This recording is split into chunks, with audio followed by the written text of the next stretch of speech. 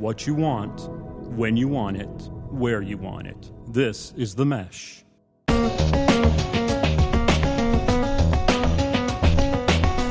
Welcome to the Entrepreneur Exchange on the Mesh Podcast Network, a monthly conversation about startups and small business with ideas, tools, and advice to operate your business more effectively.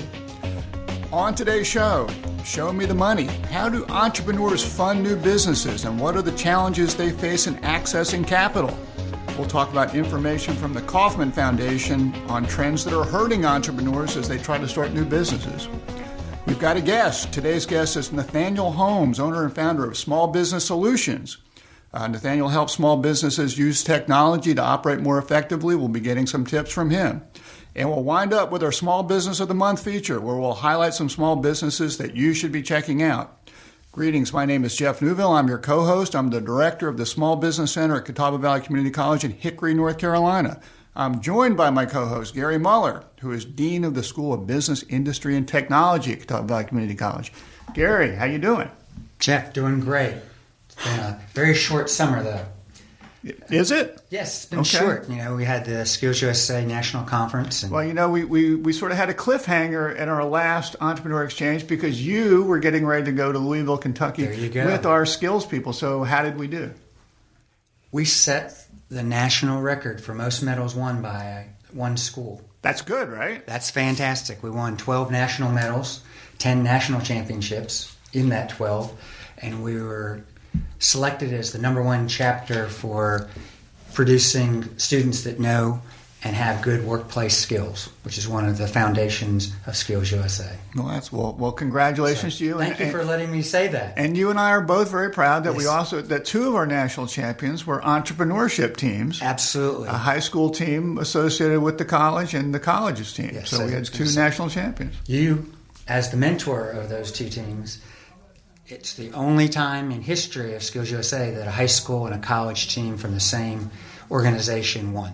Well, you were really impressive. You and I are both very proud of that. Yes, we really are. So anyway, well, congratulations. I'm glad that you had a successful trip, brought back many medals. As far as we know, no students were arrested, nobody got pregnant, and it's all good. If they don't show up for school next week, we'll understand why that they might not have. Excellent. Well, anyway.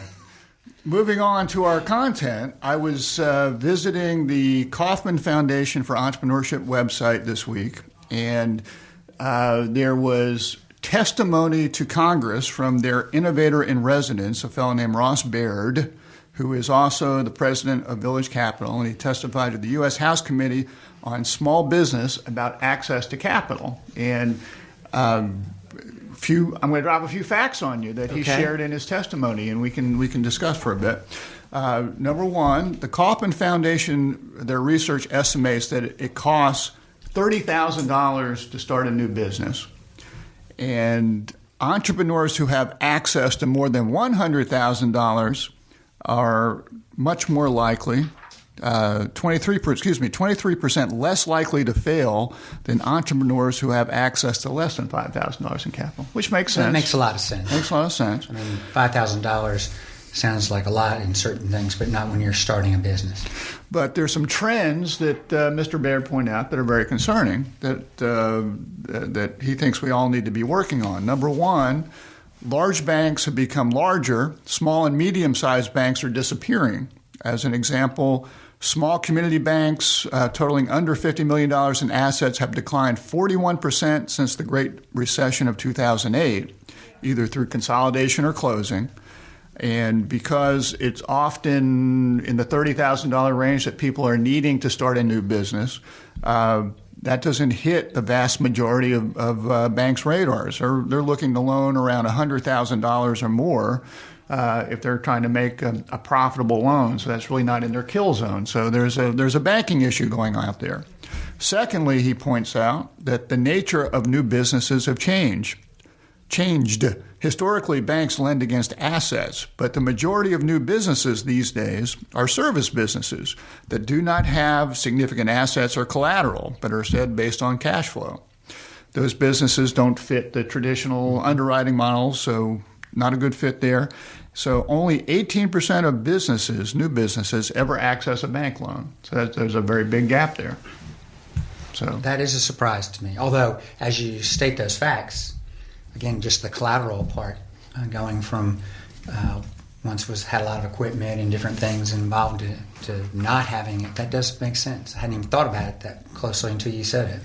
So the third thing you brought up, and this is the last thing, you said everyone talks a lot about venture capital or VC, but really venture capital is really only helpful to a very small percentage of entrepreneurs and business starts. Only 0.6% ever raise any money through venture capital, and 78% of the venture capital that was raised end up going in 3 states. Guess what they are? Alaska's not one of them. New York, California, and the last one's Massachusetts. Would have never guessed that. So I'm glad I went with the 2. You got 2 or 3, those 3. So anyway, those are 3 concerning trends that make it more difficult for entrepreneurs to get access to capital. So my question to you is, what are you in the community college system doing about these problems?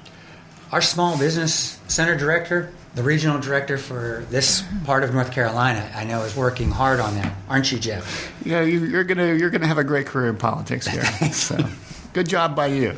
So I passed that one quick. Yeah. So and it's a good question. Well, and it's the Kauffman Foundation innovator in residence, Mr. Baird, didn't have any specific answers either, other than he said that this gap is going to fall back on local communities and cities to get creative in terms of the way that they provide capital and assistance to entrepreneur, and the Kauffman Foundation is going to continue to study this issue, but it's a problem. So anyway, that's our happy news for today. Moving along. We have something to bounce back from? Well, fortunately, we do. We have a guest there we go. who can actually help our entrepreneurs operate more efficiently and effectively. We've got Nathaniel Holmes with us, and Nathaniel's involved in many different things. He does sales, he does marketing, but he also started his own business called Small Business Solutions, and I've had the opportunity to work with Nathaniel some at our Small Business Center, and he helps folks use technology and other ways to improve their business. So, Nathaniel, I want to thank you for joining us. I want to welcome you to the Entrepreneur Exchange. How's it going today? I'm well, Jeff. Thank you. And Gary, thanks for having me this morning. Glad you're with us. It's Thank great. you. So that's an interesting situation that you mentioned there with the financing and small businesses. It really is an issue. And to that point, I try to advise my clients on how they can get around that situation, how to operate more effectively, more efficiently, use resources that don't require as much capital, right? Service businesses are, that's where it is, right? Because you have less capital that you have to come up with, but oftentimes you need equipment or you need something to provide some of those services. So where do you get those funds from? So it's definitely a challenge. I see it every day. Folks are, hey, can you help me write a grant? Do you know someone that can write a grant? And grants they're grants, but they're not very easy to come by. Especially I'm glad you said that, especially for for-profit businesses. But there's a lot of strings attached with it. Lots of strings attached. One, if you get it, that's great, but it's a lot of work to get there, and you have a big investment. Right. And then, 2, there are the strings, like I said, of what you have to do to get that grant money. Reporting on how well you did with it or what you did with it. Absolutely. Well, and traditionally, if you look at where funding for small businesses come, 70% generally comes from the owner or family or friends, and then another 10% or so comes from using credit cards, which can be a very slippery slope. Yeah. It can work, but it's expensive. if you get in that spiral of paying extra interest costs, that can be your death spiral for your business before you even get out of the box. So let me ask a quick question, even though we've started on a relatively negative note regarding getting loans or getting support from banks. With the economy doing better, makes me think about it as we're talking today. The GDP was 4.1%. It was a healthy number. Yeah, that was impressive. Mm-hmm. I wonder if we're seeing any better bank support, or is it just the fact that the way their banks are structured now, that $30,000 loan, uncollateralized, is just not going to get touched no matter whether the economy is good or bad? Well, I think if you look at the research from the Kaufman Foundation, they're just saying there's a gap there, and I think they're also saying that there's an entrepreneurship gap of fewer businesses starting, more small businesses closing. So, it's a question that we'll have to drag some bankers in here and kick the crap out of them next time. I think that would be a good thing. We have a few that we could do that. Okay. Yeah. So. And and to address that gap, there are some companies out there that are trying to fill that gap that's being left by the banks. I mean, even here locally, we had Capital Bank that I've been in Hickory since 2014, just before I got here. Bank of Granite, I believe it was, and it became Community One, and then it has become Capital Bank, and here recently it was acquired by a bank out of Tennessee again. So that's an example of what's happening with these small to medium banks. I mean, they're being gobbled up. And they were the ones that were helping the smaller businesses. Exactly. So, I had a note here. There's a thing on Facebook that I see all the time, Kabbage, Kabbage, that is one of these companies that's helping to fill that gap. So if you're a small business owner, that may be something you want to look into to see. A lot of these, there are some places that provide invoice factoring. So if you are a small business and you've been operating and you have some invoices and some track record, they can use that to help advance you some funds, to help you along the way. So there are options out there to help fill that gap. You just have to go looking for them. Yeah. Well, Nathaniel, tell us a little bit about your company, Small Business Solutions, and how you go about working with clients that need your assistance. Sure. So Small Business Solutions is, I guess you can call it a boutique firm, right? It's just me in the boutique. But it was born out of my desire to help people. My wife and I, we started our first business back in right around 2008, an in-home daycare. We had just purchased our home. It's a tough time to start a business. Yes, yeah. 2008. We had just bought our home, and she had gotten laid off. She was in the child care industry. She had all her certifications. She's a big kid. She loves kids. And I said, why go through this? Why don't you just do it yourself? And she said, what? What do you mean? I said, just do it yourself. So took a couple of weeks of late night researching, but in the span of about 2 weeks, I did all the research and gathered the information that we needed to say, hey, what do we need to do? In about a month or so, we had our LLC formed and incorporated. And then a couple months down the line, we got our first client, and it rolled on from there. So in seeing how we transitioned from the idea of let's start a business to actually seeing it happen, I said, if I can do this, anybody can do this. I'm just a regular guy working at the grocery store, and we had this idea, and we made it happen.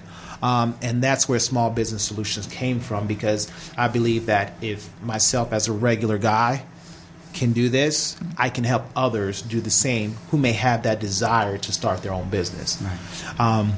And along the way, I had some experience with some other entrepreneurs in a health consulting startup business that I was able to learn how to make relationships with businesses.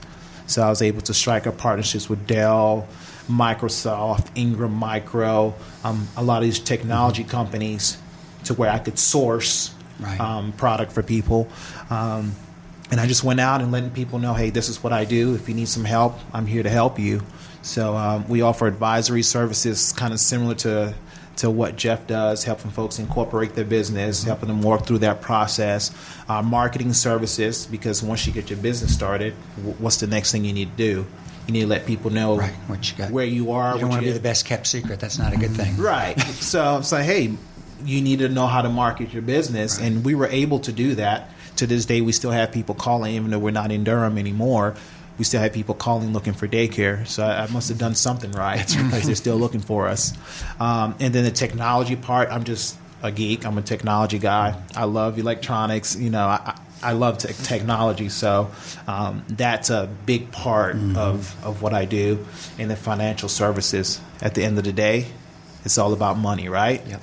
And you've got to understand how to manage that money. So those are the four things that come together to make small business solutions. Well, and you've done a great job working with folks over at our small business center, and I don't know if I'd call you a geek, but I guess you are, because there's some of these programs that you seem very in tune with, and one of the things that you're a big advocate for is as small businesses are developing their website, you're a big proponent of WordPress. And what's why WordPress, and how does that help small businesses? Sure. And we're not getting any money from WordPress. This is through we're not. This is through your experience in working with them. Yeah. So I'm a huge proponent of WordPress. I found it by accident. I had a client come to me who needed help with a website. He was using one platform. As I researched and learned how to help him with that platform, I kept coming across WordPress. It's like, what is this? I looked into it and found out that the large majority of the websites, e-commerce websites that are out there, are built on this platform. So I thought it'd be something that I needed to learn. So self-taught, started learning it, and found out how easy it is. I'd been working with web design all the way back to the days of Angel Fire and GeoSites. Also, I've used Wix, Weebly. I've used all of those different platforms to build websites, and by far the WordPress platform for me was the easiest to work with. Highly customizable. There were things that I wanted to do with some websites that I couldn't do if I was using Wix or if I were using Weebly. And I have no inclination to code. I don't want to learn code. I don't want to code anything. So it's perfect because it's very graphical. It's a very graphical interface. And WordPress is very flexible. Flexible meaning there's more than one way to get something done. So I love that about it. And it's very low cost. At the end of the day, if I show someone something, I want to show them how to be effective, how to maximize their profitability and reduce their cost. And that's what I love about WordPress, is because you can have a professional looking website at a very low cost. Generally speaking, if you want to do it yourself, absolutely. If you want to pay someone to do it, then that's a different story. So, well, and I always find that to be a challenge, in that if you want to pay someone to do it, that's great. But I think the bigger catch that you need to be careful about if you're your business owner is that you need to be able to make adjustments to your website without going back to a third party and having to open up your wallet every time you need a little modification to a website. How did you run into that one as well? I run into it every class that we do. It's something that comes up because the business owner is the business owner. They're concerned with running their business. They're not a web developer, right? So they pay someone to take care of the website. The site is up, and then guess what? That person's gone. They've got the keys now to your website. What do you do? So I'm a huge proponent of at least being familiar with the platform. Know how to get into it, how to make adjustments and changes if you have the inclination to do that. Otherwise, it can get very expensive and it could become a headache.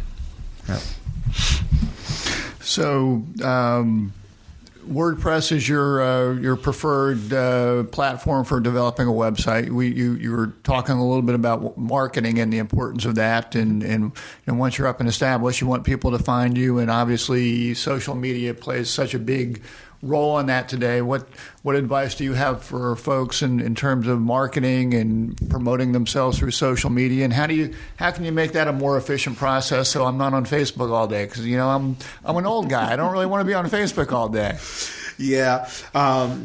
In 2018, if you're not on social media, you're going to be losing. It's just bottom line. you have to find a way to get onto social media. And you don't necessarily have to be on every platform, but whichever platform you choose, you need to do it well. And each platform has its strengths and its weaknesses, its particular demographics, right? If you're on Instagram, I think Instagram is a much younger demographic than, say, a Facebook demographic, right? I personally like Facebook because it covers not just visuals but also text, whereas Instagram is heavily a visual. So you may not have a business that lends itself well to an Instagram presentation. So you just have to find which one works for you. But in terms of how businesses should be using social media to promote their business, it has to be a priority. It absolutely has to be a priority, which means you have to set aside the time. And in some cases, you have to set aside the money. Because if you want to advertise on social media to be effective, you may have to spend a few dollars in order to do that. One of the things I like about social media is that marketing budget is very flexible. You have a lot of control over that budget, as opposed to if you were to buy a billboard and just put up a billboard. Billboards are very expensive, and you don't have much control over if someone's going to look up and see it, right? You're hoping. You hope. Yeah. But with social media, you can target your audience and say, hey, I want males between the age of 18 and 23 that have an interest in fast cars to see my ad. Very targeted, very effective. Also, in terms of being effective with it, if you need to, you might need to get some young people engaged in the process, whether it's interns or maybe a family member who's always on their tablet or their phone. For a small business owner, that may be something to consider, because like I said, you have to be on social media. It's not negotiable anymore. And then just use it, You got to use it. One way or another, you need to use it. Well, and to me, activity and consistency is important. It's great that if you're on Facebook, but if you're posting once a month, that you're really not on Facebook, know, and it's going to look dusty. It's going to look like no one's really engaged in your business. So whatever platforms you choose to be on, make sure that you're active. Right. And using it maybe is not the right term. Engage. That's how you win at social media, is by engaging with your audience. So if you put a post, it needs to be a post that solicits engagement, and then you engage with your guests through that. Hi, I'm Alan. I'm Chris. And we're the co-hosts of Foot Candle Films, a movie review and film discussion show here on themesh.tv. Each episode, we talk about some new movies, cover some film news, and have some recommendations. And trust us, we're just as likely to talk about the latest Jim Jarmusch film as we are the newest Transformers installment. Hold on, don't get too crazy. Well, okay, maybe not that bad. But you can find our show and all our episodes on themesh.tv. Plus, you can subscribe to get new episodes delivered right to your computer or mobile device. We'll see you in the ticket line. You use any automation tools to assist with social media that you would suggest to people? Yeah, as a small business owner, if it's just a one-man show or a two-man show, a lot of times that time part that I talked about, that may be a challenge. So to assist with that, there are tools that are available that can help you with automating some posts, automating some content. One of the tools that I use is called Deliver-It, DLVR.IT. And what that does, it allows you to input URLs that have content that pertains to your business, and then it automates the post to your Facebook or to your Instagram or whichever platform you choose to send it to. I think that's a great tool, because at the very least, you can automate the initial post, and then you can go back at your leisure and solicit some engagement. But I love that. There's another one that's very popular. It's called Hootsuite. I think a lot of people have heard of that one. Deliver-It is free. There's a free version. Hootsuite, there's a free version. Again, I'm a proponent of low cost. So for a small business owner, the free version may work very well for you. And even for larger businesses, there's a commercial application for either of those that would work, that would give more functionality. And sticking with the marketing theme, where does email go these days? I don't too much of it might go into the trash bin, I know, but still an important way to be getting your message out. I mean, when people ask about that, how do you direct them to use email these days? Let me ask you this, Jeff. How many of your emails did you look at and read today? So far, it's around lunchtime. I don't know, probably 15 to 20 at least. 15 to 20. How many of those were marketing?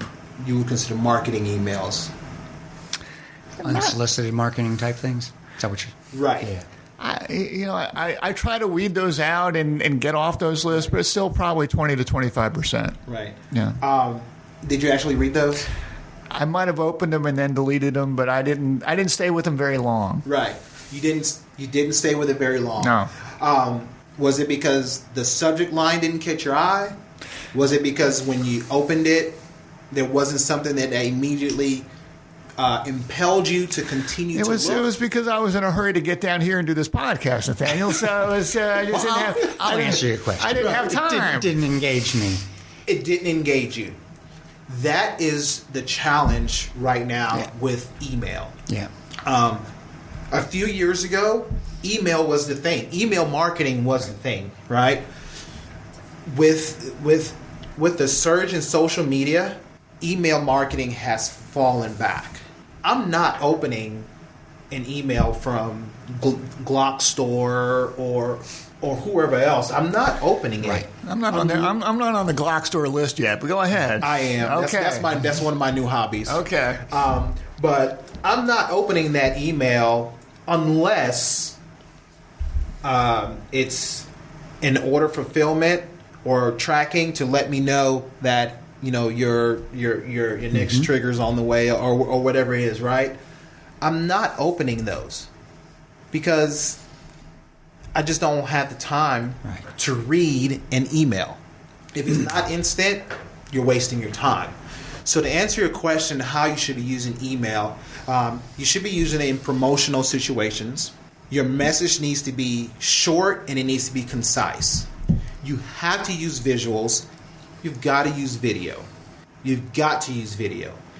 If you are not using video in your email, you're losing. We don't have the time to read anymore. We just don't. No, that's exactly right. I'm not sure the younger generation can, but go ahead. So if you're going to use email, it has to be short, concise, and you've got to use you have to use video. And additionally, it has to be a value add. Whatever that email is that you're sending, it needs to be something that's adding value to that person or to that guest that you're trying to reach. Well, I'll add one snippet regarding a certain demographic in our students. When we're trying to get in touch with our students, email is not the way to get in touch with our students. Absolutely not. Even though that's the way we drive it, we have to know that we've got to find a different way to get them. So are we sending them text messages now? We're starting to look at that for that exact reason, because if somebody, and it's usually critical when we're trying to get in touch with a student. Right. They missed an assignment, or they got to do this to complete the course, or sign up for a course, and we can't get them. Yeah. Or if we have to cancel a course. It's a challenge. It is a with challenge. Email. I remember when email was the thing. Absolutely. And it's taken a little step back. So if you're going to use it, it has to be for a specific message. It has to be short, concise. It has to have video. And I don't know, reaching students these days, you guys may have to get on Snap. We're going to have to do something, because it's a challenge. Gary and I are not allowed on Snap. No. You're not allowed on Snap. No. My children have told me that I'm not allowed on Snap. Exactly. Now, Nathaniel, you talked about the importance of collecting the money and finances and expenses, and you introduced me to a platform that seems very helpful and and economical for startups and small business called Wave Accounting. And why don't you talk a little bit about Wave? And we're not getting any money from these guys either. I know we're doing a lot of free advertising today. Can we call them afterward? I don't know. Email them? Producer Andrew's going to give us a bad look, saying, "Where's the advertising revenue, gentlemen? Come on."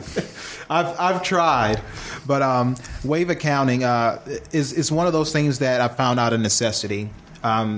Everyone knows QuickBooks, right? Before that, Quicken. So I was using QuickBooks for the daycare.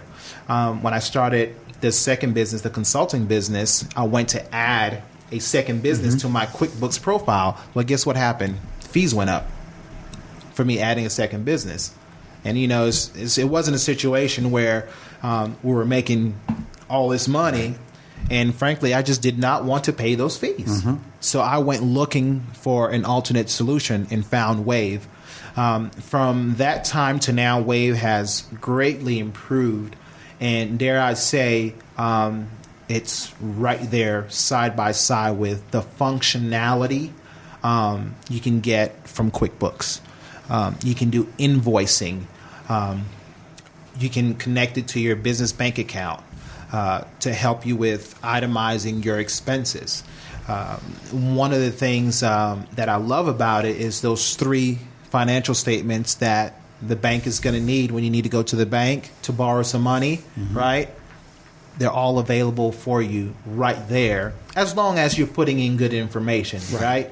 And we all know that your output is only as good as your input. Right. But Wave is a free platform for the accounting portion of it. There are other services that are available within, like payroll services, which, of course, that's going to cost. But literally, if you're currently using Quicken, or I'm sorry, not Quicken, but QuickBooks, or if you know someone who is, and that may not work quite for you, or you're looking for an alternative to help save you some money, I strongly suggest Wave Accounting. I've been able to do everything that I wanted to do within my business in terms of accounting with using Wave Accounting. Yeah. Another good tip. Very good. Right. Yes, absolutely. So just any other general lessons that you want to share with startups and small business out there from your experiences, Nathaniel? From my experience, the biggest thing is fear. That's the biggest thing in terms of starting that small business. Getting going is just the fear of failure. For some people, the fear of success. What if I get too much business? What do I do? Well, that's kind of a good problem. You want to have that problem. We can work with you on that one. Yeah, but it's overcoming that fear, and then knowledge or information or lack thereof. Information is so available to us today. There's no reason why, if you have an idea, you cannot get the information you need to make it go from an idea to reality. So I would say don't be afraid. The information is out here. It is readily available. We don't have to go to the card catalog anymore. We don't have to go to the library. We're all walking around with these fancy computers on our hips. They call them cell phones. That it's got all of the information for you right there. Just go for it. Well, we do have some friends that work at libraries, and they like to stay working. So yeah, they can be helpful. Yeah. So if you get stuck, there's some pretty good resource librarians out there, and they can also provide you some show you how to access certain databases that you might not be aware of. So yes, and there's some databases that you, as a regular consumer, you're not going to have access to. You will need to go see a librarian, whether it's Reference USA or Hoover's or something like that, to get some good business information. But you're right. I mean, there's so much information out there, and it's very easily accessible, whether you're on your computer, your phone, or whatnot. So get cracking. Yeah, absolutely. All right. Well, Nathaniel, if people want to find you, where should they be looking for you online? The easiest way to find me is just go to solutionsforsmallbiz.com. That's SOLUTIONS, the number 4, SMBIZ.com. Okay. Well, Nathaniel, we very much appreciate you joining us and gave us a lot of good ideas for operating your business more effectively, efficiently, and at a low cost. So everyone, I hope, can take advantage of those things. But we like to end our podcast each month highlighting some small businesses. And Nathaniel, you have one that you'd like to share with us this month. I do. So I mentioned my new hobby. My wife is going to kill me, but she won't be listening by now. Don't worry. Right. We edit this part, guys. Yeah. John's Militia, right here on Catawba Valley. John's Militia Gear, right here on Catawba Valley Boulevard, right behind the mall. Small business. John and his wife Lillian and their son. They run a firearms store there. Great atmosphere. I got into this as a novice. I'm still a novice, but from my first time interacting with them, they take the time to teach you. Sometimes you can go into a new hobby and feel kind of uneasy, and people expect you to know certain things, and they'll treat you a certain way if you don't. Yeah, that's how I am with cooking. But go ahead. Right. But from day one, these guys, I mean, they've just been great. Any questions that I have, they answer them. They even help my wife get a little comfortable with some of the toys that are in there. So it's been a really good experience, and I go by there once a week just to see what's changing in there, and they've got some good things. Business is picking up for them. He uses social media very well. He does a raffle.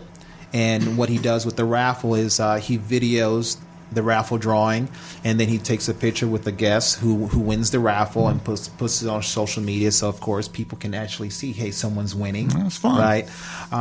So he does a really good job with that. I sent him a message via Facebook at 9, 10 o'clock at night, and he...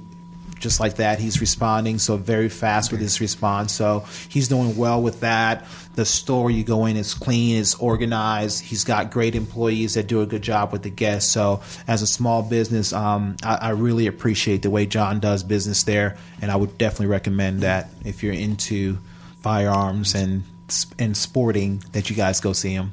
Just keep it legal. Yes, absolutely. Of course. Absolutely. Okay. Yeah. All right, Gary, what is your small business this month? My small business of the month is Riley Jones Painting and Power Washing Business. And I have to give out a big shout out to Riley and Corey Jones because they're high quality in the way they do business. Obviously, they're painting our house as we speak. Well, I guess you should be nice to them. Yes, I am. Please be good to us. No, they've been outstanding, and so actually talk to them, see if they'd be okay with me giving them a shout out. It's a father-son business that focuses on dotting the I and cross the T. High quality. They just make sure that they have everything done the way it's supposed to be done. And we had a bad painting experience a handful of years ago, so we were a little skittish. But my wife told me it was time to paint the house, whether I wanted to or not. And she knows that I'm not a very good painter because I tried that several years ago. But they're hardworking. I'd recommend them to anyone.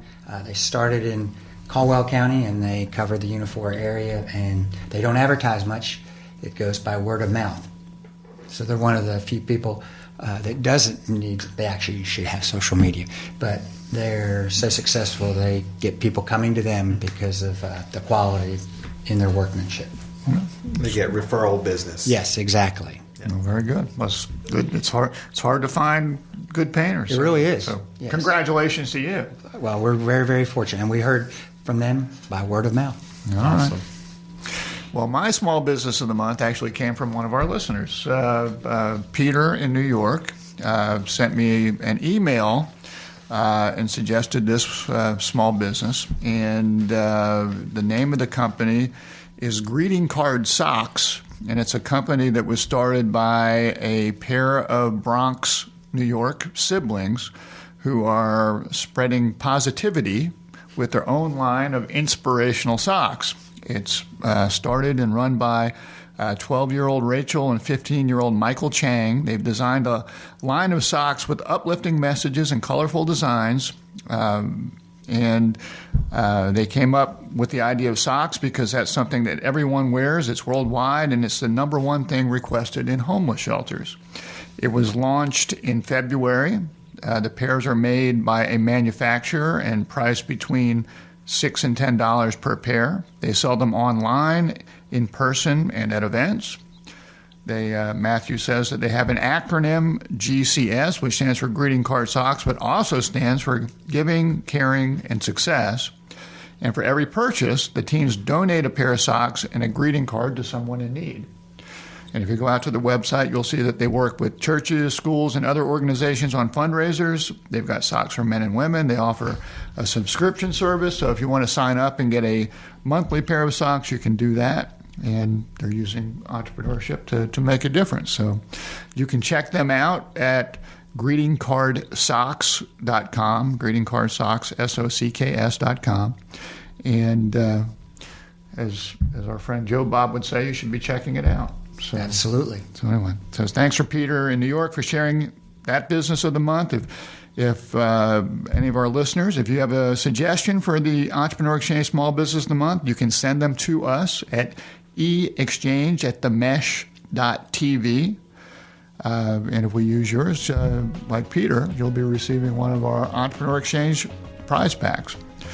I want to thank Nathaniel Holmes for joining us today.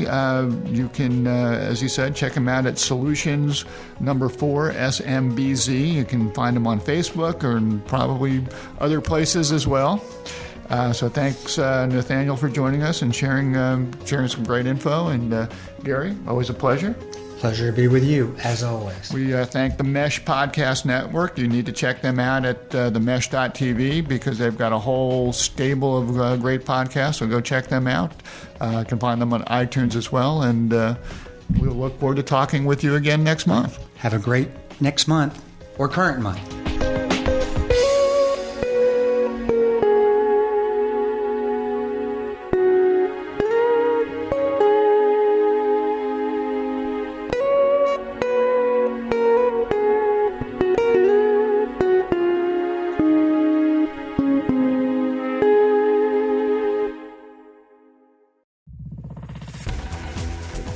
You've been listening to The Mesh, an online media network of shows and programs ranging from business to arts, sports to entertainment, music to community.